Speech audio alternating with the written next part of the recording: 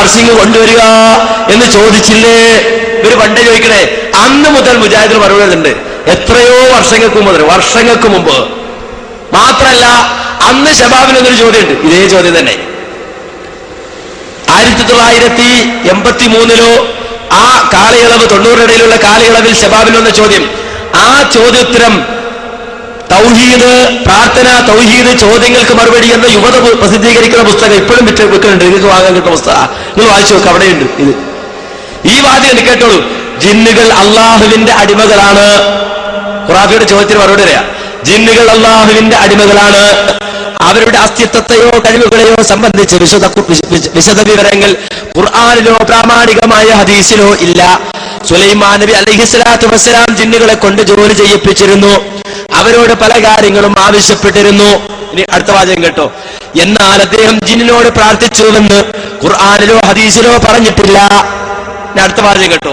അതുപോലെ വിജന പ്രദേശത്ത് ഉണ്ടായേക്കാൻ ഇടയുള്ള ജിന്നുകളും മലക്കുകളും ഉൾപ്പെടെയുള്ള സൃഷ്ടികളോട് അവർക്ക് കഴിവ് നൽകപ്പെട്ട വിഷയത്തിൽ സഹായം ആവശ്യപ്പെട്ടാൽ അതും പ്രാർത്ഥനയാണെന്ന് പറയാവുന്നതല്ല.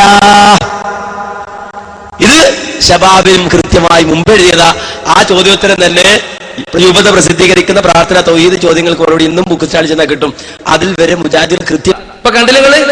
അപ്പൊ മുജാഹിദ് പ്രസ്ഥാനം വർഷങ്ങൾക്ക് മുമ്പേ പറയുന്ന മറുപടിയാണ്. ഇപ്പൊ ഒരു പറഞ്ഞെന്താ അറിയോ? ആ വാചകത്തിൽ ശിർക്കില്ല എന്ന് ഞങ്ങൾ പറഞ്ഞിട്ടില്ല, പ്രാർത്ഥിക്കാമെന്നോ പ്രാർത്ഥിക്കണമെന്നോ ജബ്ബാർ മലിക് വാദല്ലാന്നേ പറഞ്ഞിട്ടുള്ളൂ. ഇപ്പൊ എന്താ പറഞ്ഞത്? ഇതൊക്കെ അങ്ങോട്ട് വിഴുകാൻ പറ്റുമോ? ജിന്നുണ്ടെങ്കിൽ ജിന്ന് കേട്ടോട്ടെ, മലക്കുണ്ടെങ്കിൽ മലക്ക് കേട്ടോട്ടെ, അതിൽ ശിർക്കില്ല. എന്തായാലും തെറ്റ്? ഇത് നിങ്ങൾ പണ്ടേ ചോദിക്കുന്ന ചോദ്യമാണ്. യാ ഇബാദല്ലാന്നില്ലേ, ആജറാബി അത് പറഞ്ഞില്ലേ? അതിനൊക്കെ ഞങ്ങൾക്ക് പറയാനുള്ള മറുപടി എന്താ? പണ്ടേ പറയുന്ന മറുപടി. അതിലൊന്നും പ്രാർത്ഥന ഇല്ല, അതിലൊന്നും ശിർക്കില്ല, നമ്മൾ തമ്മിൽ തർക്കത്തിലുള്ള ഇസ്തിഗാസ ഇല്ല. അത് മാറ്റണം എന്നാണ് സുഹൃത്തുക്കളെ ഇപ്പോൾ പറയുന്നത്. മംഗലാപുരത്ത് വെച്ച് അനസും കൂട്ടരും പറഞ്ഞു.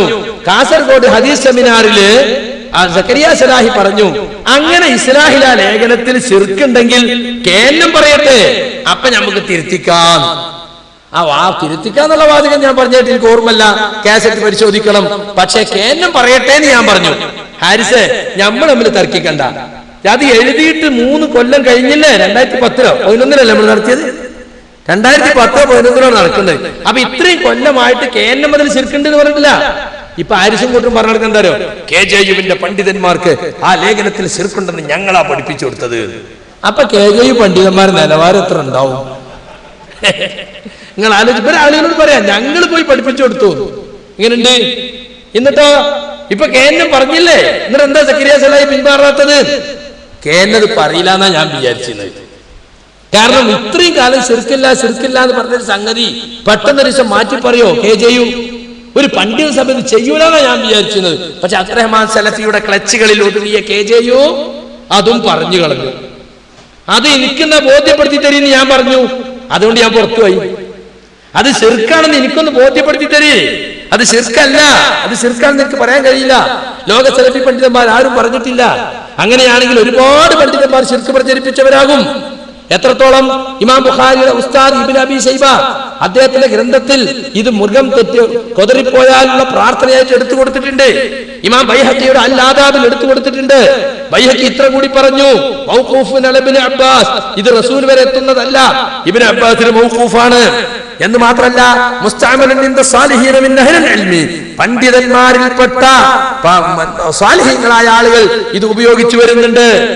അതുപോലെ ഇമാം തബറാനി ഇത് ഉദ്ധരിച്ചു മുഅ്ജമുൽ കബീറിൽ.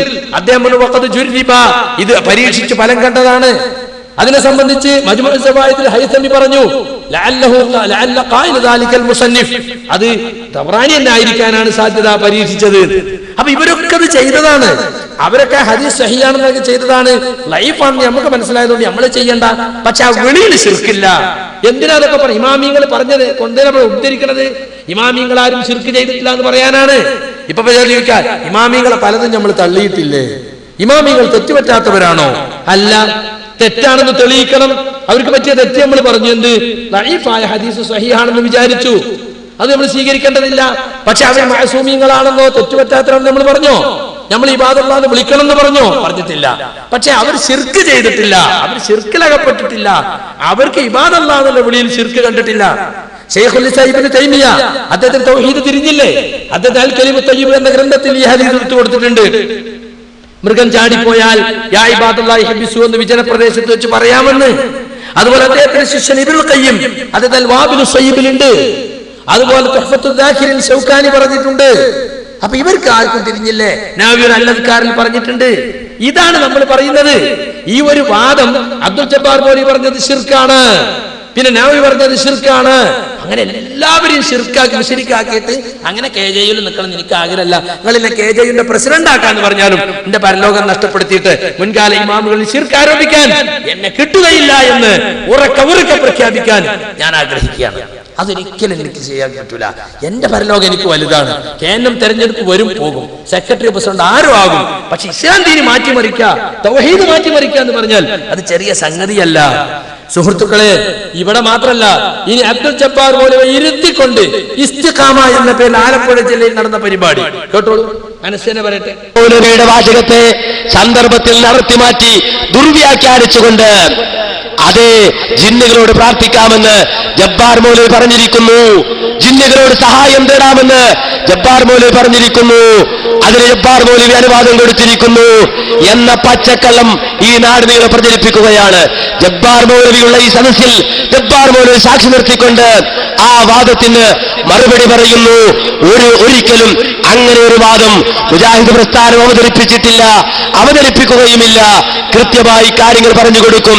അതിനെ ദുർവ്യാഖ്യാനിക്കുന്നവർ ദുരുദ്ദേശത്തോടെ ഈ പ്രസ്ഥാനത്തെ നോക്കിക്കാണുന്നവർ മാത്രമാണ് എന്ന തിരിച്ചറിവ് നമുക്ക് ഓരോരുത്തർക്കും ഉണ്ടാകണമെന്നാണ് ഈ സന്ദർഭത്തിൽ ചുരുക്കി സൂചിപ്പിക്കാനുള്ളത്. അല്ലാഹുവിനോട് മാത്രം പ്രാർത്ഥിക്കണമെന്ന് പ്രബോധനത്തിന്റെ മുഴുവൻ മേഖലകളിലും പറഞ്ഞുകൊണ്ടിരിക്കുന്ന മുജാഹിദ് പ്രസ്ഥാനത്തിനെതിരെ ഒരു വിഭാഗം നടത്തിക്കൊണ്ടിരിക്കുന്ന ദുർവ്യാഖ്യാനത്തിന്റെ ആഴമാണ് നമുക്കിപ്പോൾ മനസ്സിലായിരിക്കുന്നത്. അല്ലാഹുവിനോട് മാത്രം പ്രാർത്ഥിക്കണം എന്ന ഈ ആദർശം മുജാഹിദുകൾ പറയുന്നതിന്റെ പ്രാധാന്യവും അതിന്റെ അനിവാര്യതയും ഇവിടെ വിശദീകരിക്കപ്പെട്ടു. കണ്ടോ? അബ്ദുൽ ജബ്ബാർ മൗലവിയെ ഇരുത്തിയിട്ട് അതിന് ശിർക്കില്ല എന്ന് ആര് പറഞ്ഞു? ഹനീഫയും മനസ്സും പറഞ്ഞു. എന്നിട്ട് ഇപ്പൊ പറയാണ് ഞങ്ങൾ അങ്ങനെ പറഞ്ഞിട്ടില്ല.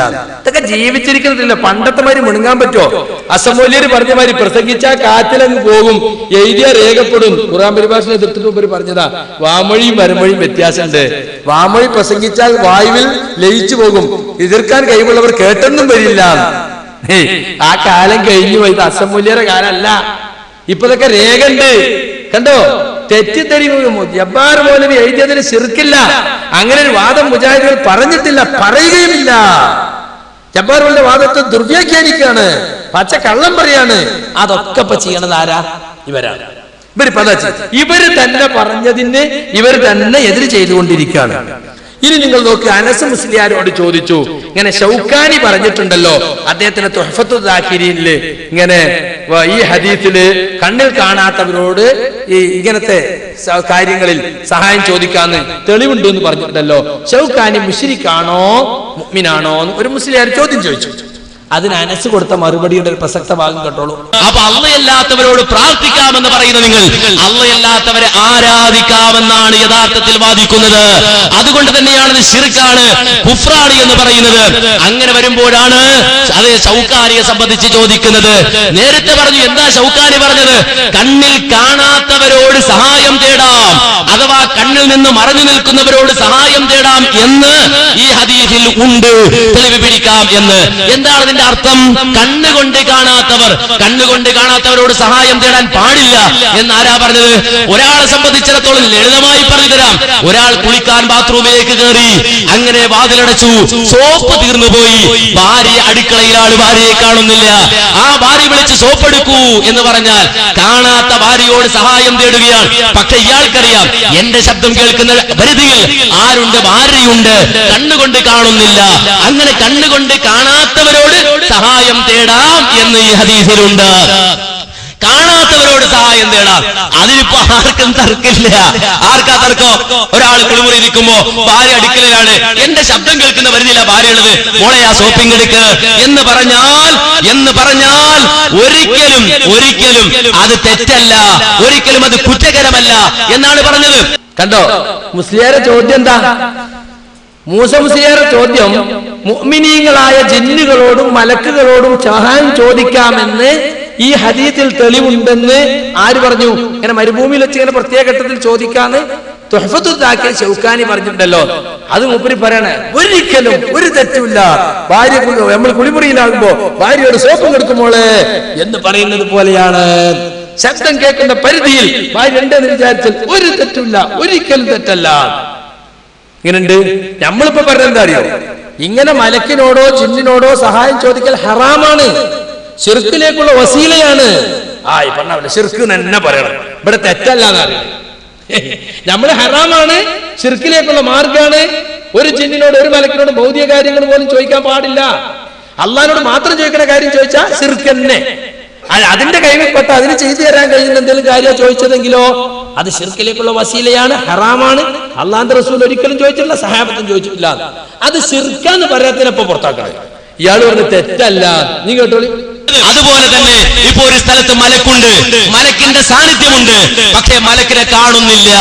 എന്നാൽ മലക്കിനോട് ചോദിക്കാമോ? ഒരു പ്രശ്നവുമില്ല. ഹാജറ ബീവി ആ മക്കയിൽ അകപ്പെട്ടു പോയ ഘട്ടത്തിൽ ജിബ്രീൽ വന്നു. ജിബ്രീലിന്റെ ശബ്ദം കേട്ടു, അവിടെ ജിബ്രീൽ ഉണ്ടെന്ന് അറിഞ്ഞു. ആ ഹാജറ ബീവി പറഞ്ഞു, നീ സഹായിക്കുമെങ്കിൽ എന്നെ സഹായിക്ക്.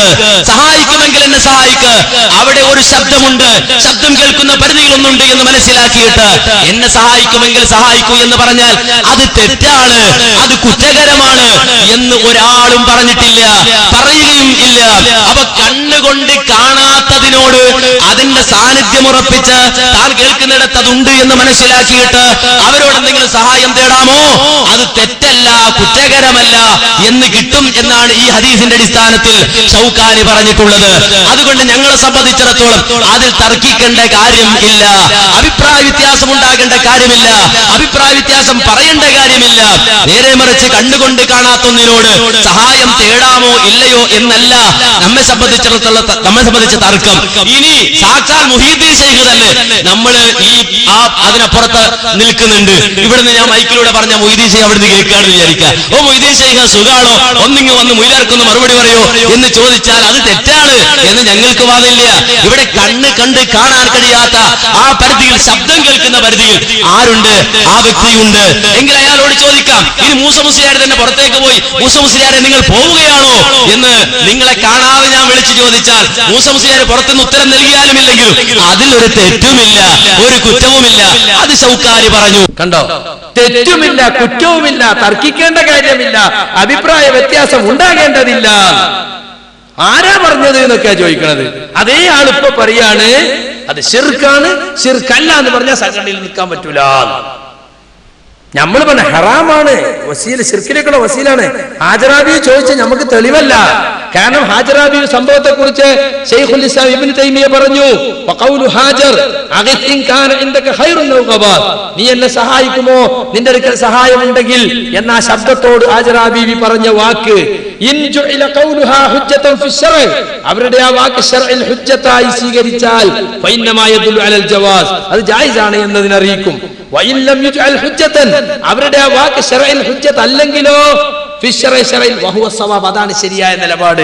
ഹാജറ ബീവിയുടെ വാക്കെന്തല്ല, ഇസ്ലാമിക ശരീഅത്തിൽ മുഹമ്മദ് നബിയുടെ ഉമ്മത്തിന്റെ ശരീഅത്തിൽ ഹുജ്ജത്തല്ല. ഫഇന്നഹാ ലൈസത് നബിയതൻ, കാരണം ഹാജറ ബീവി നബി അല്ലല്ലോ. ഫലാ യദുല്ലു അലാ ജവാസിഹി, അതുകൊണ്ട് ഹാജറ ബീവി മലക്കിനോട് ചോദിച്ചതുപോലെ ഇന്ന് നമുക്ക് ചോദിക്കൽ ജായിസാണെന്ന് പറയാൻ പാടില്ല. ഇതാണ് തൗഹീദി പണ്ഡിതന്മാര് പറഞ്ഞിട്ടുള്ളത്. അത് പറയാതെ തെറ്റല്ല, കുറ്റകരമല്ല, അഭിപ്രായത്തെ തൗബ ചെയ്യേണ്ട കാര്യം തന്നെയാണ്. ഇത് മുജാഹിദ് പ്രസ്ഥാനത്തിന് അപ്പുറത്തെ കടന്ന വാദ. നോക്കണങ്ങള്, പണ്ടൊക്കെ ആണെങ്കിൽ ഷൗക്കാനിന്റെ ചോദിച്ചാൽ നമ്മളെന്താ പറയാന്നറിയോ? ഷൗക്കാനി ആ പറഞ്ഞത് ഹദീസ് സഹീഹാണ് എന്ന നിലക്ക് പറഞ്ഞതാണ്. ഇങ്ങനെ ഈ ഹദീസിന്റെ അടിസ്ഥാനത്തിൽ ഇങ്ങനെ വിജനമായ സ്ഥലത്ത് ചെല്ലുമ്പോ മുഅ്മിനീങ്ങളായ ജിന്നുകളോ അല്ലെങ്കിൽ മലക്കുകളെ ഉദ്ദേശിച്ചുകൊണ്ട് ഇങ്ങനെ ചോദിക്കുന്നത് അത് ഹദീസ് സഹിയാന്ന് മൂപ്പര് പറഞ്ഞാണ്, ഹദീസ് ലഈഫാണ്. അതുകൊണ്ട് മൂപ്പരുടെ ഇസ്തിദ്ലാല് ആ തെളിവ് പിടിക്കൽ ശരിയായിട്ടില്ല. ഇനി ശരിയാണെങ്കിൽ തന്നെ നമ്മൾ തമ്മിൽ തർക്കമുള്ള ഇസ്തിഗാസ ഒച്ച കേൾക്കുന്ന ദൂരത്തുള്ള ആളുകളോട് സംസാരിക്കുന്നതല്ല. നിങ്ങൾ ഇന്ന് ചെയ്യുന്ന വൈദ്യശേഖരെ രക്ഷിക്കണേ, ബദരീകളേക്കാക്കണേ എന്ന ഇസ്തിഗാസ അത് ജായിസാണെന്ന് ആര് പറഞ്ഞിട്ടില്ല? ശൗക്കാനിയും പറഞ്ഞിട്ടില്ല. അതാ പണ്ട് കൊടുക്കുന്ന മറുപടി. അതിന് പോയിട്ട് പുതിയ മറുപടിയിലേക്ക് പോയി അപ്പുറം കടന്ന് പറഞ്ഞു. ഇനി സുഹൃത്തുക്കളെ, ഇതല്ല, ഞങ്ങൾ നല്ലോണം മനസ്സിലാക്കിക്കോളി. എന്താണ് ശിർക്കാകാത്ത ഒരു സഹായ തേട്ടം നമ്മൾ പഠിപ്പിച്ചിട്ടുണ്ടോ ഇല്ലേ? കേട്ടോളൂ, അടുത്ത എന്നാൽ ഒരു വിശ്വാസിയെ സംബന്ധിച്ചിടത്തോളം നിങ്ങളത് കേട്ട് പഠിക്കണം. ചോദ്യം ചോദിക്കാൻ മാത്രമല്ല, നിങ്ങൾ ഉത്തരം കൂടി കേൾക്കണം. ഒരു വിശ്വാസിയെ സംബന്ധിച്ചിടത്തോളം, ഒരു മുഅ്മിനായ മനുഷ്യനെ സംബന്ധിച്ചിടത്തോളം അവൻ ആരോടാ പ്രാർത്ഥിക്കേണ്ടത്? ജിന്നിനോട് പ്രാർത്ഥിക്കാൻ പറ്റില്ല, മലക്കിനോട് പ്രാർത്ഥിക്കാൻ പറ്റില്ല, അതുപോലെ പടപ്പുകളോട് പ്രാർത്ഥിക്കാൻ പറ്റില്ല, അല്ലാത്തൊരു പടപ്പിനോടും പ്രാർത്ഥിക്കാൻ പറ്റില്ല. ഇത് അടിസ്ഥാനപരമായ കാര്യമാണ്. രണ്ടു തരത്തിലുണ്ട് കാര്യം. ഒരു കാര്യം കൂടി ക്ലിയർ ആക്കിക്കോ, രണ്ടു തരത്തിലുണ്ട് കാര്യം. ഒന്ന്, അള്ളാഹുവിനോട് മാത്രം ചോദിക്കേണ്ട കാര്യങ്ങൾ. അത് പടപ്പുകളോട് ചോദിക്കാൻ പറ്റൂല, ഒരു ജിന്നിനോടും ചോദിക്കാൻ പറ്റൂല, ഒരു മലക്കിനോടും ചോദിക്കാൻ പറ്റൂല, ഒരു മനുഷ്യരോടും ചോദിക്കാൻ പറ്റൂല. അള്ളാഹിനോട് മാത്രം ചോദിക്കേണ്ട കാര്യങ്ങളുണ്ട്. എന്നാൽ മനുഷ്യരോട് ചോദിക്കാവുന്ന കാര്യങ്ങളുണ്ട്. അത് മനുഷ്യരോട് ചോദിക്കാം. മനുഷ്യരോട് ചോദിക്കേണ്ട കാര്യം മനുഷ്യരോട് ചോദിക്കാം, അള്ളാഹ് അനുവദിച്ച പരിധിയിൽ നിന്നുകൊണ്ട്. ഞാൻ മൂസമുസ്ലിയാട് കാണുകയാണ്, ആ ഒരു 10 രൂപ തരൂ, മൂസമുസ്ലിയാർക്ക് തരാൻ കഴിയും പോക്കറ്റ് തരത്ത്. അത് ചോദിക്കാം, അനുവദനീയമാണ്. തആവനു അലൽ ബിർരി വത്തഖ്വ എന്ന് പറഞ്ഞ ആ പരസ്പരമുള്ള സഹായം അതിന്റെ പരിധിയിൽ വരുന്നതാണ്.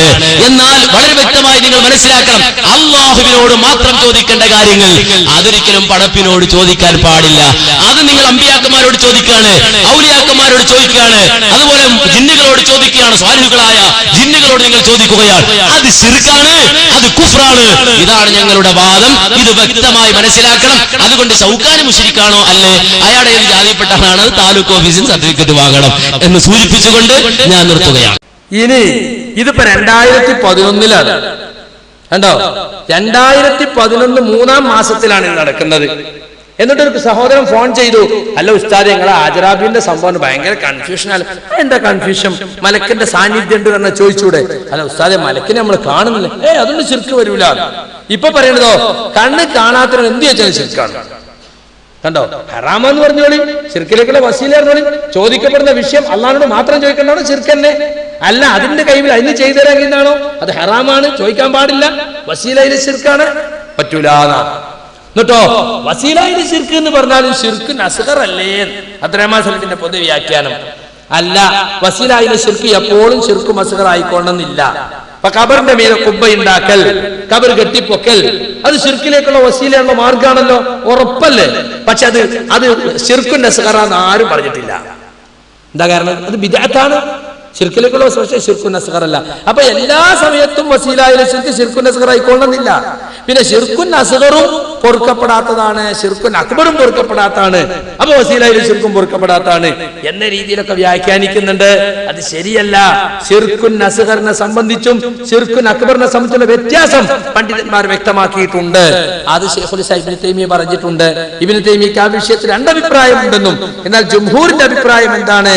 ശറഇൽ ശിർക്ക് എന്ന വാക്ക് നസ്സിൽ വന്നത് അത് മാത്രമേ ശിർക്കിലേക്കുള്ള വസീല എന്ന നിലക്ക് ശിർക്കുൻ അസ്ഗർ ആവുകയുള്ളൂ. ഉദാഹരണമായിട്ട് അല്ലാത്തവരെ മേൽ സത്യം ചെയ്യൽ, മൻ ഹലഫ ബിഗൈരില്ലാഹ് ഫഖദ് അശ്റക, അല്ലാത്തവരെ കൊണ്ട് സത്യം ചെയ്താൽ അയാൾ ശിർക്കിലകപ്പെട്ടു.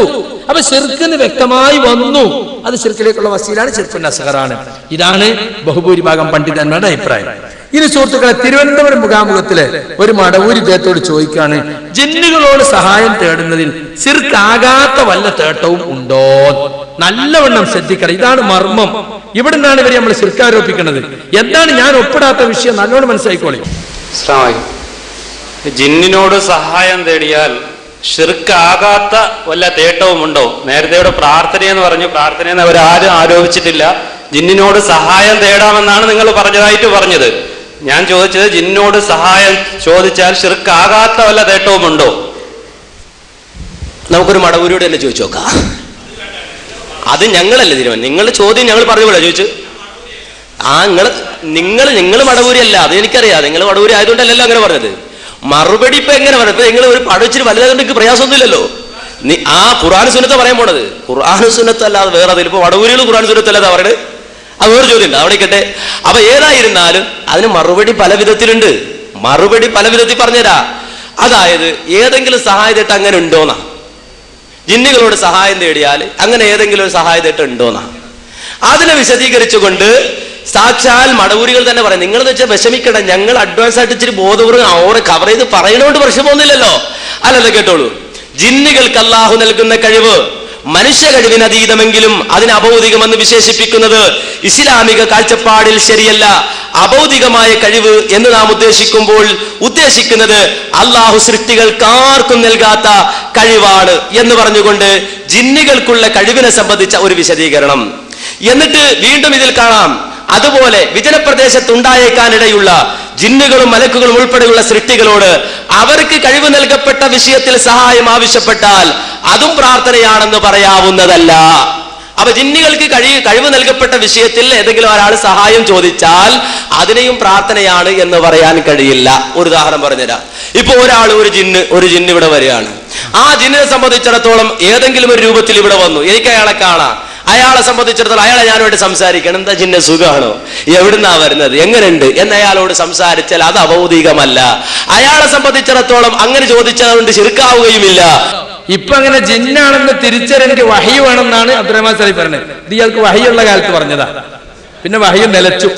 ഇനി മാത്രമല്ല, വിശുദ്ധ ഖുർആൻ തന്നെ പരിശോധിച്ചാൽ സുലൈമാൻ നബി അലൈഹിസ്സലാത്തു വസ്സലാം ജിന്നുകളോട് സംസാരിക്കുന്നു, ജിന്നുകളെ കൊണ്ട് പല പണി എടുപ്പിക്കുന്നു, ബന്നാവുകൾ ഉണ്ടായിരുന്നു എന്ന് മടവൂരികൾ തന്നെ സമ്മതിക്കുന്നുണ്ട്. വിശുദ്ധ ഖുർആനാണ്, ഞാൻ മടവൂരി ചേർത്തി പറയുമ്പോൾ നിങ്ങൾ തെറ്റിദ്ധരിക്കണ്ട.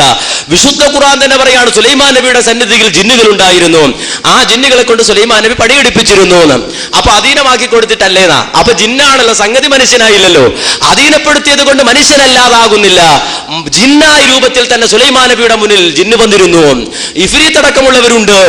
മഹാനായ സുലൈമാൻ നബി അലൈഹി സ്വലാം അവരെ കൊണ്ട് പണിയെടുപ്പിക്കുന്നു, അവർ പണിയെടുക്കുന്നു, സുലൈമാൻ നബി അവരുമായി സംസാരിക്കുന്നു.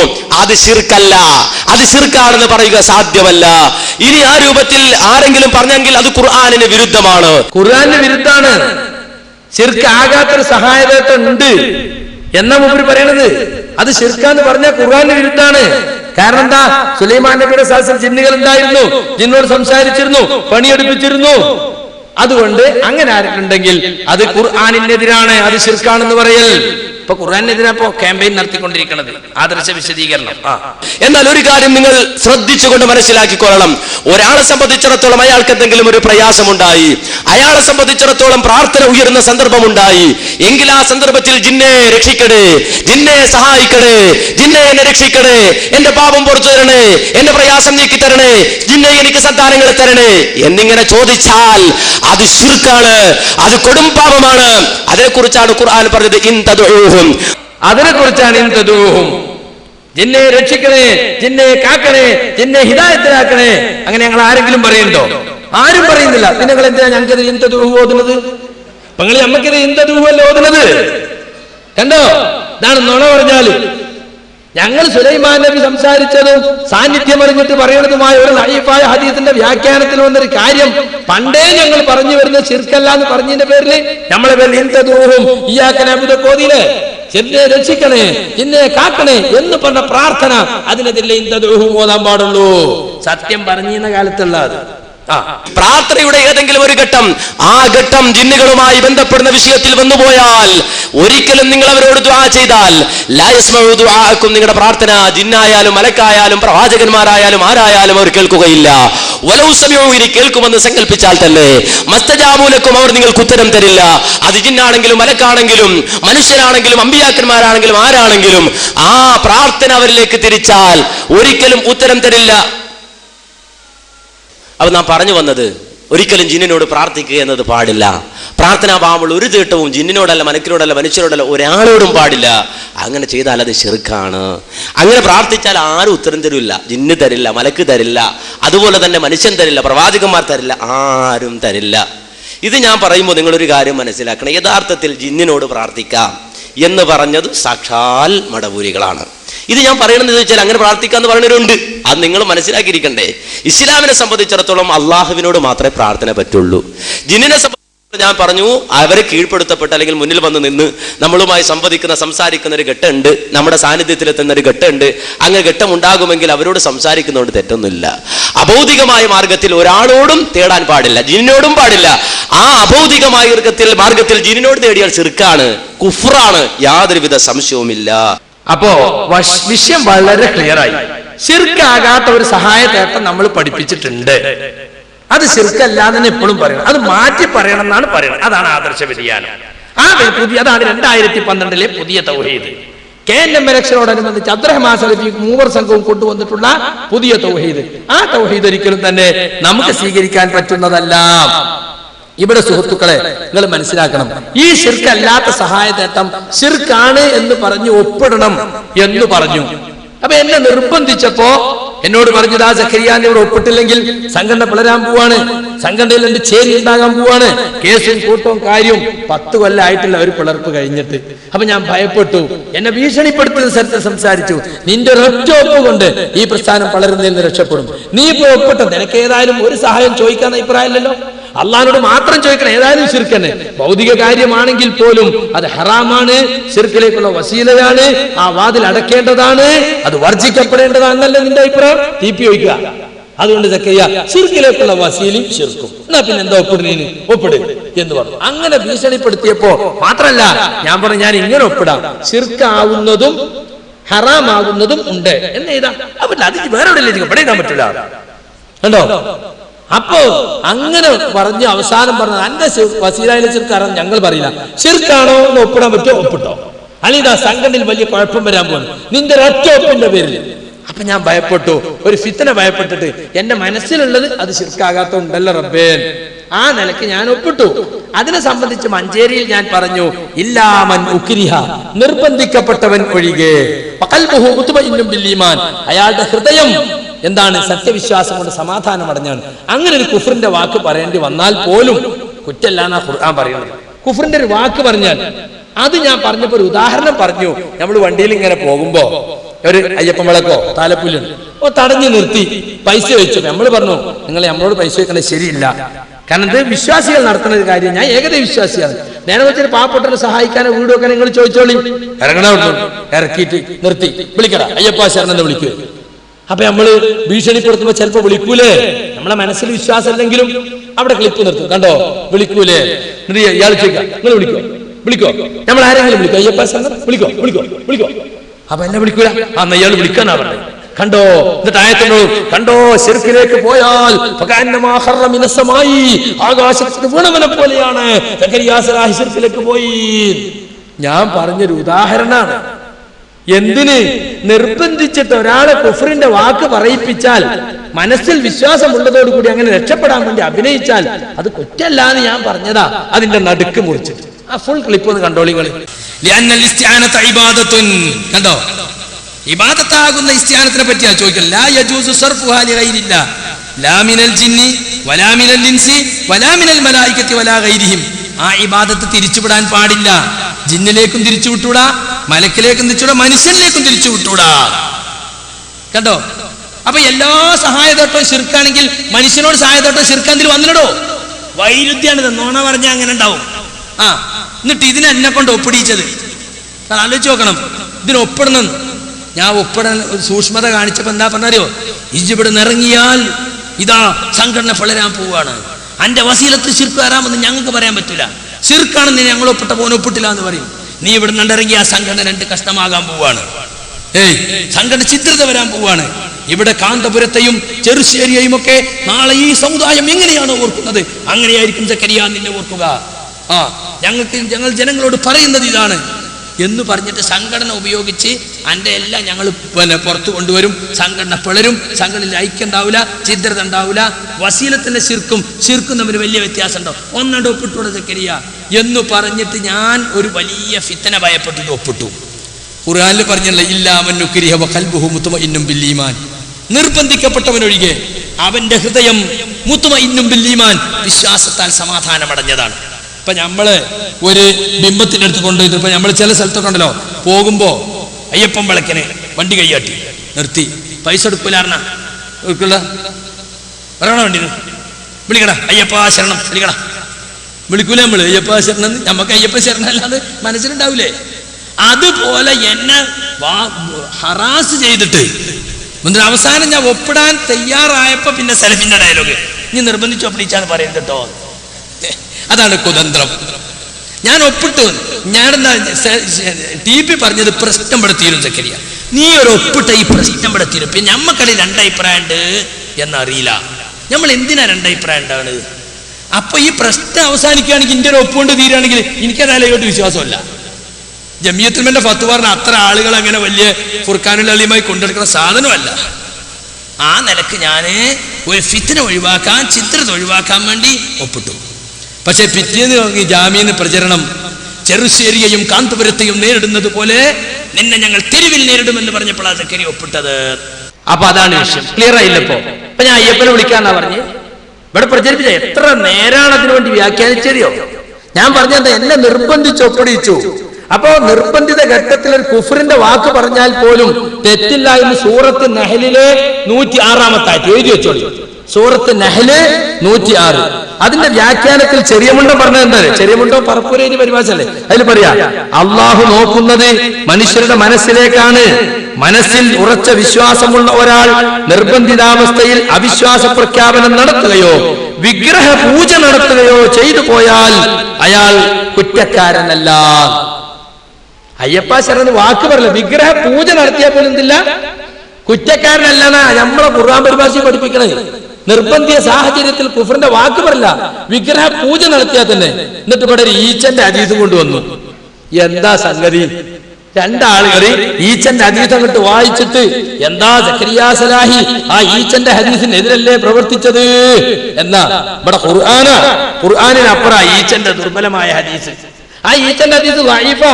ഒരു ലഈഫായ ഹദീസ് കൊണ്ട് നടക്കാനും പറഞ്ഞിട്ട് നമ്മളെ കുറിച്ച് കുറ്റം പറയുന്ന ആളുകൾ ആരാ അവിടെ ലഈഫായ ഹദീസ് കൊണ്ട് നടക്കുന്നത്? സുഹൃത്തുക്കളെ, ആ ഹദീസ് ദുർബലമാണെന്ന് മാത്രമല്ല, അത് ക്രിസ്ത്യാനികളിൽ നിന്ന് സൽമാൻ ഫാരിസി എടുത്തതാകാം എന്നാണ് ഷെയ്ഖ് നാസിറുദ്ദീൻ അൽബാനി പറഞ്ഞിട്ടുള്ളത്. ഇങ്ങനെയാണത്. ദഖല റജുലുൽ ജന്നത ഫീ ദുബാബിൻ വദഖല നാർ റജുലുൻ ഫീ ദുബാബിൻ. ഒരാൾ ഈച്ചയുടെ കാര്യത്തിൽ സ്വർഗ്ഗത്തു പോയി, ഒരാൾ നരകത്തു പോയി. അപ്പൊ സഹാബികൾ ചോദിച്ചത് എങ്ങനെയാണ് റസൂലേ? മുസ്ലിമായ രണ്ടാളുകൾ, നിങ്ങളുടെ മുമ്പുള്ള രണ്ടാളുകള് ഒരു ഖൗമിന്റെ അടുത്തുകൂടി കടന്നുപോയി, ഒരു ജനതയുടെ അടുത്തുകൂടി. അപ്പൊ ആ ജനതക്ക് എന്തുണ്ടായിരുന്നു? ഒരു വിഗ്രഹം ഉണ്ടായിരുന്നു. ആ വിഗ്രഹത്തിന്റെ അടുത്ത് എന്തെങ്കിലും ഒന്ന് ബലി കൊടുക്കാതെ കടത്തി വിടൂല. അപ്പൊ അദ്ദേഹം പറഞ്ഞു നിങ്ങൾ എന്തെങ്കിലും ബലി കൊടുക്കണം എന്ന് പറഞ്ഞപ്പോ ഒരാൾ പറഞ്ഞു ഞങ്ങൾ രണ്ടാളും ആദ്യം ഞങ്ങൾ കൊടുക്കൂല. അപ്പൊ ദുബാബൻ, ഒരു ഈച്ചനെയെങ്കിലും ബലി കൊടുക്കുക. അപ്പൊ ഒരാൾ ബലി കൊടുത്തു, അയാൾ വെറുതെ വിട്ടു, അയാൾ നരകത്തിൽ പോയി. മറ്റയാള് ഞാൻ അല്ലല്ലാത്ത ആർക്ക് വേണ്ടി ഒന്നും ബലി കൊടുക്കൂല, അയാളെ കൊന്നുകളഞ്ഞു, അയാൾ സ്വർഗത്തിൽ പോയി. ഇതല്ലേ സക്കരിയ സലാഹി സ്വീകരിക്കേണ്ടത് എന്നാണ്. അത് ദുർബലമായ ഒരു ഹദീസാണ്, നബി പറഞ്ഞതായിട്ട് സ്ഥിരപ്പെട്ടതല്ല. ഇത് മാത്രല്ല, ഇത് മുൻകാല സമുദായങ്ങളിൽ ഉണ്ടായ ഒരു സംഗതി റസൂലുള്ളാഹി എടുത്തു പറഞ്ഞതാ. ഞമ്മക്കുള്ളത് നമ്മളെ ഖുർആനല്ലേ. ഈ ഹദീസ് ഉദ്ധരിച്ച് പണ്ഡിതന്മാർ പറയുന്നത് അത് ആ കാലഘട്ടത്തിൽ അത് സഹീഹാണെങ്കിൽ തന്നെ, സഹീഹല്ല ആണെങ്കിൽ തന്നെ എത്രയേ ഉള്ളൂ, ആ കാലഘട്ടത്തിൽ നിർബന്ധിച്ച് ചെയ്യിച്ചാലും കുഫറിൽ കൂട്ടിയിരുന്നു. പക്ഷെ നമ്മളെ ഉമ്മത്തിന് അള്ളാഹു നൽകിയിട്ടുള്ള ഒരു ഇളവാണ് എന്ത്? ഇന്നല്ലാഹ തജാവസ അൻ ഉമ്മത്തി അൽ ഖതഉ വൻ നിസ്യാൻ വമസ്തുക്രിയു അലൈഹി. എന്റെ ഉമ്മത്തിന് അള്ളാഹു വിടുതി നൽകിയിരിക്കുന്നു, അബദ്ധത്തിൽ സംഭവിക്കുന്നതും മറവിയും നിർബന്ധിക്കപ്പെടുന്നതും. ഞാൻ ഓതി വെച്ച ആയത്തിന് സുഹൃത്തുക്കളെ അമാനി മൗലവിന്റെ പരിഭാഷ 3-ാം വാള്യങ്ങളൊന്നും എടുത്തു നോക്കി, ഞാൻ വായിച്ചത് കേട്ടോളൂ. അമ്മാർ ഇബ്നു യാസിറിന്റെ വിഷയത്തിലാണ് ഇല്ലാമൻ നുക്രിഹ എന്ന വാക്യം അവതരിച്ചതെന്ന് കാണിക്കുന്ന പല റിവായത്തുകളും പല മഹാന്മാരും ഉദ്ധരിച്ചു കാണാം. ശത്രുക്കളുടെ തുടരെയുള്ള അക്രമമർദ്ദനങ്ങൾ അസഹനീയമായപ്പോൾ അവരുടെ ആവശ്യപ്രകാരം അദ്ദേഹം നബി സല്ലല്ലാഹു അലൈഹി വസല്ലമയെ കുറിച്ച് ചില പഴിവാക്കുകൾ പറയുകയും അവരുടെ ദൈവങ്ങളെ കുറിച്ച് നല്ല വാക്കുകൾ പറയുകയും ചെയ്ത് രക്ഷപ്പെട്ടു. ആര്? അമ്മാർ ഇബ്നു യാസിർ റളിയല്ലാഹു അൻഹു. അവരുടെ ദൈവങ്ങളെ കുറിച്ച് നല്ല വാക്കുകൾ നിർബന്ധിച്ചു. വളരെ വ്യസനത്തോടുകൂടി ആ വിവരം അദ്ദേഹം നബി അറിയിച്ചു. അപ്പോൾ തന്റെ മനസ്ഥിതി എന്തായിരുന്നുവെന്ന് നബി സല്ലല്ലാഹു അലൈഹി വസല്ലം അദ്ദേഹത്തോട് ചോദിച്ചു. തന്റെ മനസ്സ് ഈമാൻ കൊണ്ട് സമാധാനം അടഞ്ഞതായിരുന്നുവെന്ന് അദ്ദേഹം മറുപടി പറഞ്ഞു. അപ്പോൾ തിരുമേനി അദ്ദേഹത്തോട് ഇങ്ങനെ പറഞ്ഞു, ഇൻ ആദു ഫഉദ്, അവർ ആവർത്തിച്ചാൽ നീയും ആവർത്തിച്ചു കൊള്ളുക. ഇനിയും അങ്ങനെ നിർബന്ധിച്ചാൽ ദൈവങ്ങളെ പറ്റിയോ എന്നെ പറ്റിയോ പറയേണ്ടി വന്നാൽ പറഞ്ഞോളൂ, മനസ്സിൽ ഈമാൻ ഉണ്ടല്ലോ, കുഴപ്പമില്ല. ഇതിനെ പറ്റിയാണ് ഈ വാക്യം അവതരിച്ചത് എന്നത്രേ പ്രസ്തുത റിവായത്തുകളുടെ ചുരുക്കം. അവതരണ സന്ദർഭം ഏതായിരുന്നാലും ആയത്തിന്റെ വിധി പൊതുവായിട്ടുള്ളത് തന്നെ, സംശയമില്ല. ഇനി കേട്ടോളൂ, സത്യവിശ്വാസം ത്യജിക്കുവാൻ